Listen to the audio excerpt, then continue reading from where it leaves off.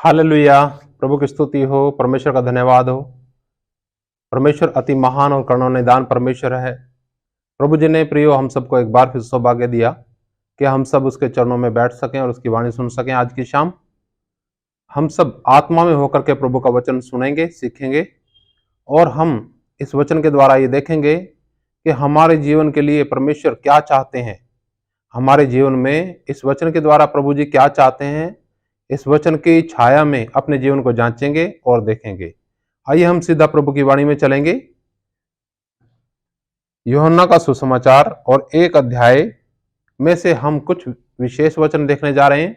ये वचन आपने पहले भी देखे हैं, लेकिन आज कुछ इस प्रकार से समझिएगा जिससे हमें कुछ करने के लिए प्रेरित होना पड़े, हमें प्रेरणा मिले। इस प्रकार से आप प्रभु की वाणी सुनिएगा। क्या आप जानते हैं, क्या आपने सोचा है कि मैं परमेश्वर का पुत्र हूं? आप इस पूरी वीडियो को देखिएगा तो आप इस सवाल का जवाब दे सकेंगे कि क्या मैं परमेश्वर का पुत्र हूं या नहीं। देखिए प्रभु की वाणी में हम चलते हैं। यूहन्ना का सुसमाचार और उसका 1 अध्याय और उसका 12 वचन। परंतु जितनों ने उसे ग्रहण किया उसने उन्हें परमेश्वर की संतान होने का अधिकार दिया, अर्थात उन्हें जो उसके नाम पर विश्वास रखते हैं। यहां पर इस घटना के बारे में, इस वचन के बारे में हम सब जानते हैं, अच्छी तरह वाकिफ हैं। प्रभु जी की वाणी में इससे पहले जब हम पढ़ते हैं, लिखा वो अपने घर में आया और अपनों ने उसे स्वीकार नहीं किया। अपने घर आया और अपने लोगों ने उसे ग्रहण नहीं किया, परंतु जितनों ने उसे ग्रहण किया उसने, यानी प्रभु यीशु मसीह जी ने, उन्हें परमेश्वर की संतान होने का अधिकार दिया। उन्हें जो प्रभु यीशु मसीह के नाम के ऊपर विश्वास रखते हैं। प्रभु की स्तुति हो। क्या हम इससे परमेश्वर की संतान बन गए? विचार करिएगा, थोड़ा सोचिए, थोड़ा ठहरिए और सोचिए। बहुत से लोग कहते हैं मैं परमेश्वर की संतान हूं, परमेश्वर की संतान हूं, लेकिन एक अधिकार दिया जाना अलग चीज है और अधिकार का अभ्यास किया जाना दूसरी बात है।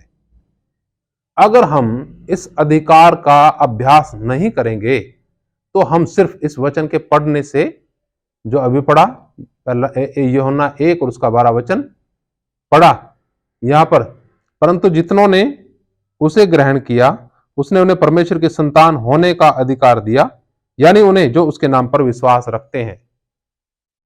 मेरा कहने का मतलब यह है कि पढ़ने मात्र से क्या आप परमेश्वर की संतान बन जाते हैं? यह विश्वास करके आपको जो अधिकार मिला पुत्र और पुत्री होने का, क्या वो पूर्ण अधिकार है? थोड़ा हम चलेंगे रोमियो की पत्री और उसका 8 अध्याय और उसका 14 वचन पढ़ेंगे। इस प्रकार लिखा है इधर, इसलिए कि जितने लोग परमेश्वर के आत्मा के चलाए चलते हैं वे ही परमेश्वर के पुत्र हैं। मित्रों, भरमाए ना जाना, यह अंतिम समय है, अंतिम युग है। अनेकों प्रकार के समाचार, सुसमाचार यूट्यूब पर पेश किए जा रहे हैं। आपने देखना है वचन को, आपने समझना है वचन को। क्या वचन सही प्रचार किया जा रहा है या अपनी बातें, अपनी कल्पनाएं ही गढ़ करके पेश की जा रही हैं? वचन कहता है इधर परमेश्वर के पुत्र और पुत्रियों से कि जितने लोग परमेश्वर के आत्मा के चलाए चलते हैं वे ही परमेश्वर के पुत्र पुत्रियां हैं। सोचिएगा, आपके जीवन में, हमारे जीवन में हम किस प्रकार से चलते हैं?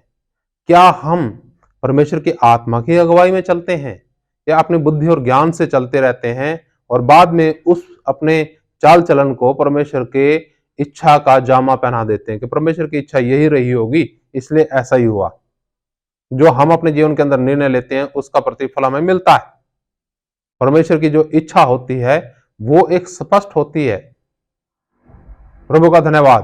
प्रियो, एक बार फिर पढ़ता हूं, सुनिए। लिखा है यहां, इसलिए कि जितने लोग परमेश्वर के आत्मा के चलाए चलते हैं वे ही परमेश्वर के पुत्र हैं। क्योंकि तुमको दासत्व की आत्मा नहीं मिली कि भयभीत हो, परंतु ले पालकपन की आत्मा मिली है, जिससे हम हे अब्बा, हे पिता कहकर पुकारते हैं।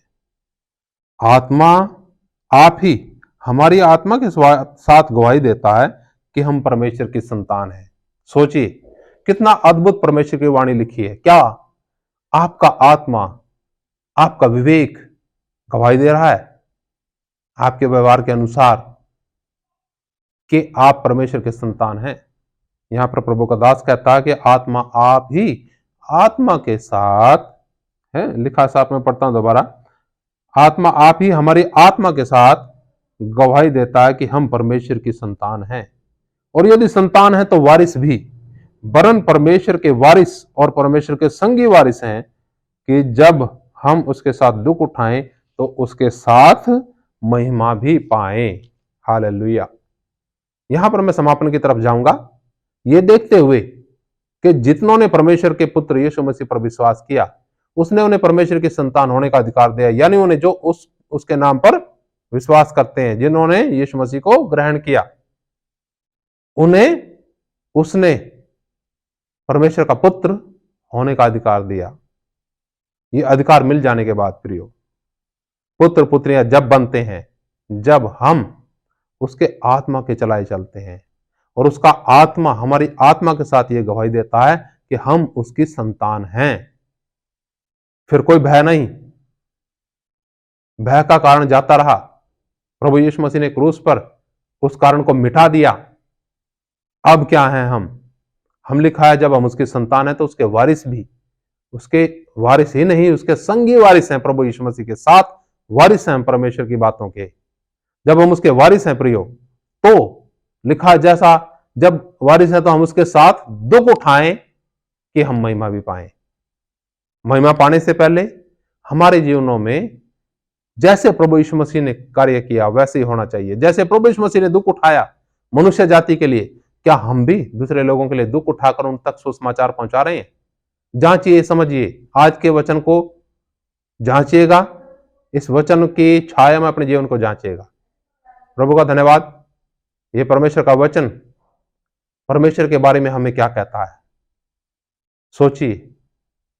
परमेश्वर की संतान है हम, हमारा पिता है वो, हम हे अब्बा, हे पिता से पुकारते हैं। और मनुष्यों के बारे में क्या कहता है? मनुष्य वो मनुष्य जो प्रभु यीशु मसीह को ग्रहण करते हैं, उस पर विश्वास करते हैं और उसके आत्मा के चलाए चलते हैं, वो ही उसके संतान है। और ये जो हम यहां पर सीख रहे हैं, कैसे अपने जीवन में लागू करेंगे? हम इस वचन को अपने जीवन में ऐसे लागू करेंगे जैसे प्रभु यीशु मसीह ने जीवन जिया, वैसे ही हम भी दुख उठा करके जीवन जिएंगे और परमेश्वर को महिमा देंगे, और परमेश्वर के साथ हमारी महिमा होगी, हम उसका संगी वारिस होंगे। प्रभु का धन्यवाद। आइए हम समाप्त करेंगे। मेरा विश्वास है आप लोगों ने प्रार्थना के साथ, पूरे गंभीरता के साथ आज की वाणी को सीखा, समझा और अपने जीवन को समर्पित किया। इसमें से अपने जीवन में लागू करने के लिए आपको कौन सी बात मिली है, कौन सी बात आपके जीवन के अंदर छुई है, आप है ना कमेंट करके उसमें बता सकते हैं कि ये बात मैं करने जा रहा हूं, ये वचन मैं अपने जीवन में लागू करने जा रहा हूं। मुझे भी अच्छा लगेगा आपका कमेंट सुन करके। प्रभु सबको बहुत आशीष दे। नमस्कार। जय मसीह की। मारनाथा। प्रभु यीशु मसीह बहुत जल्दी आने वाले हैं।